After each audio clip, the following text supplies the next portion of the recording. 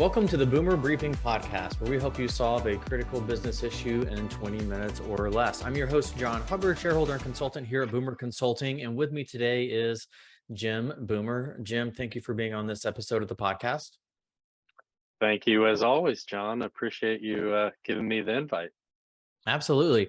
And as you know, Jim is our CEO and one of our consultants. And Jim spends a lot of his time in the area of leadership. And this episode will be playing at the beginning of January here when you're listening. And so it's a great opportunity for us to kind of look back on 2022, but also look ahead at 2023, just around the topic of leadership within firms. So Jim, as you think back on 2022, did you see any big shifts around the topic of leadership? Well, I'd say we saw a lot of shifts, not just in 2022, but the last 3 years. But I'll really kind of focus on the three big ones as I see them. You know, as we came out of, kind of a lockdown from the pandemic, we were all kind of facing a new challenge of how do we work in this new environment. And when we all sent everybody home, we kind of did it from a reactive stance. And now we have an opportunity to be more proactive. And so this led to a lot of firms having a renewed interest in visioning, strategic planning, but also process improvement, technology, automation, really rethinking how you get your work done in this new environment. The second one I'd say is, we're in the midst of a talent war that's really creating some some challenging capacity issues. And so this is leading to firms, they have to think differently about how they're going to get their current work done and continue to grow their firms. And so we're seeing an increase, or we've seen an increase, a significant increase in firms leveraging outsourcing, automation, as well as really looking at how they can right size their client base.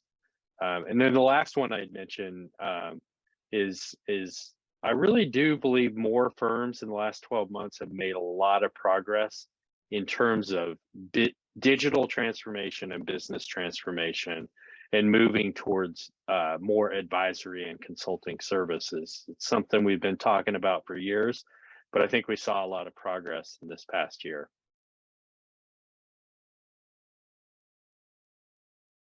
So that's a lot there. I mean, there's a lot that falls in that category, and leaders are having to, I guess, navigate all those changes, right? I mean, it's more about you take each of those change initiatives, and individually they can be extremely challenging, let alone when you have multiple of those happening at the same time. As you look ahead for 2023, right? And if you had to make some recommendations for firms on maybe how to navigate the change that's happening in the area of leadership, what would your guidance be there? Well, I think first and foremost, you've got to be nimble and you have to be willing to adapt and change, because the changes that we know of now are not going to be the only ones, and things are going to continue to evolve. So again, I'll kind of boil it down into three areas. I think that continuing to focus on digital and business transformation of the firms is a big one for 2023. As I said, we made progress in 2022, but there's a long way to go. And this is requiring a complete analysis and reimagining of the business model. So as you create new services, you bring in new types of people, you'd have to have new career and learning paths. It changes the way you recruit and hire. Then you get into, you need to look at your pricing and packaging, and what's your accountability structure, and how does that tie to compensation. All of those things are going to be are going to fall on the desk of leaders in 2023. I would say the second one being, if we aren't already there, and even if we think we're there, we're going to have to focus even more on talent. So again, new types of talent, new career paths that just aren't the historical cookie cutter. You're going to come here, you're going to put your time in, you'll move from this level to this level, and it's going to have to look different. And as part of that, we started to see in 2022, but I expect it to continue to grow, as a real focus on employee experience and really digging in and analyzing where you are today and where the opportunities for improvement are. And then the third area I would say is in the growth area. We really do need to do the work to define our ideal client, and start to shift your firm down the journey of, John, you often talk about revenue replacement rather than client filtering. And I think that's great. Like, you have to figure out how you can get more of the types of clients that you want to work with and grow that. And then you are in a position where you can do less of the stuff that is not really contributing to your firm's success. And we always talk about 80-20 rule, but I've seen more firms do this analysis, and it proves out that 80% of their revenue is coming from 20% or less of their clients.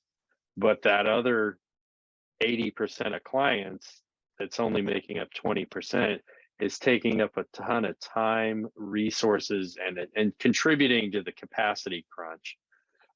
So while I said there's going to be a bigger focus on employee experience, there's also going to be an expanded focus on the client experience. And those two really have to be looked at in tandem because they're so related. So those would, there's a lot of things that I think leaders are going to need to be focused on, but I think those are probably the top three in my mind. No, those are great. And I think we can consider those three areas as maybe linchpins in a lot of the change that's going to be happening. That if you get those three areas right, I think a lot of change becomes easier.